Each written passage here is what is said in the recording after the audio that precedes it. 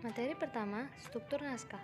Kerangka undang-undang terdiri atas pertama judul, kedua pembukaan, ketiga batang tubuh, keempat penutup, kelima penjelasan, dan yang keenam lampiran.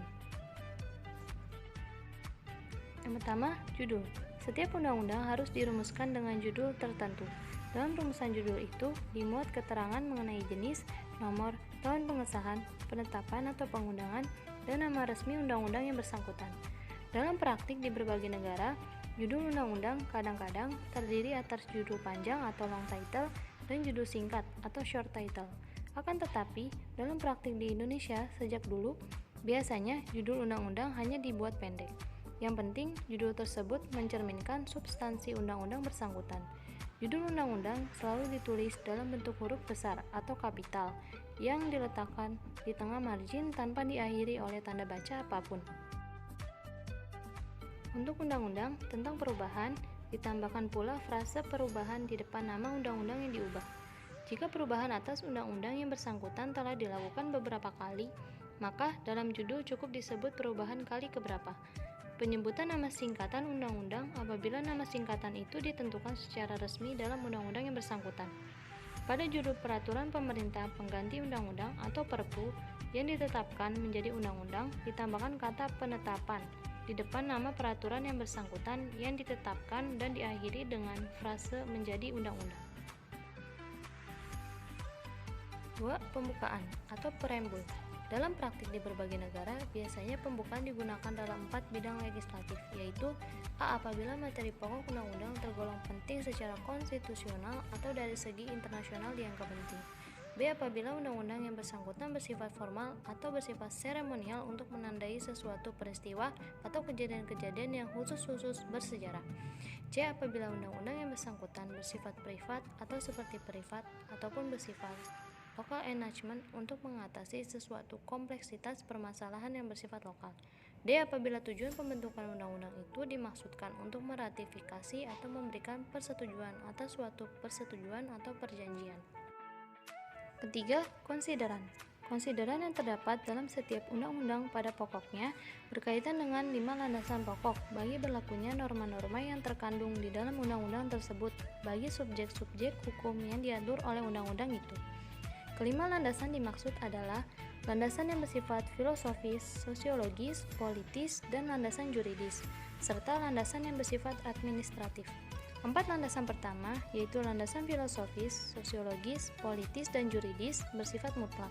Sedangkan 1 landasan terakhir, yaitu landasan administratif dapat bersifat fakultatif. Mutlak artinya harus selalu ada dalam setiap undang-undang. Sedangkan landasan administratif tidak mutlak harus selalu ada. 4. Landasan filosofis. Undang-undang selalu mengandung norma-norma hukum yang diidealkan oleh suatu masyarakat ke arah mana cita-cita luhur kehidupan bermasyarakat dan bernegara hendak diarahkan.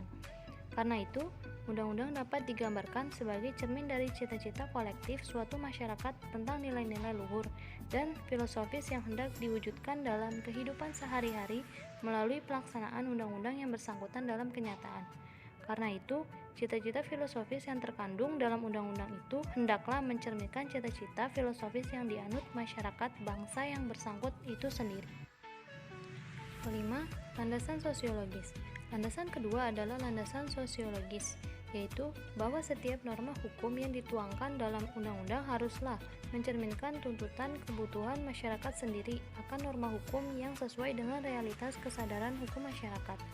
Karena itu, dalam konsideran harus dirumuskan dengan baik pertimbangan-pertimbangan yang bersifat empiris sehingga suatu gagasan normatif yang dituangkan dalam undang-undang benar-benar didasarkan atas kenyataan yang hidup dalam kesadaran hukum masyarakat. Dengan demikian, norma hukum yang tertuang dalam undang-undang itu kelak dapat dilaksanakan dengan sebaik-baiknya di tengah-tengah masyarakat hukum yang diaturnya. Bismillahirrahmanirrahim. Saya melanjutkan materi yang kedua, itu 6 landasan politis. Landasan politis yang dimaksud di sini ialah bahwa dalam konsideran harus pula tergambar adanya sistem rujukan terkandung dalam Undang-Undang Dasar 1945 sebagai sumber kebijakan pokok, maka sumber politik hukum yang melandasi pembentukan undang-undang yang bersangkutan. Undang-undang adalah media untuk menuangkan kebijakan operasional, tetapi kebijakan itu harus bersumber dari ide-ide, cita-cita, dan kebijakan-kebijakan politik yang terkandung dalam konstitusi, baik yang tertulis dalam Undang-Undang Dasar 1945 ataupun yang hidup dalam konvensi ketatanegaraan dan kenyataan hidup bernegara dari waktu ke waktu. Ketujuh, landasan juridis. Landasan juridis dalam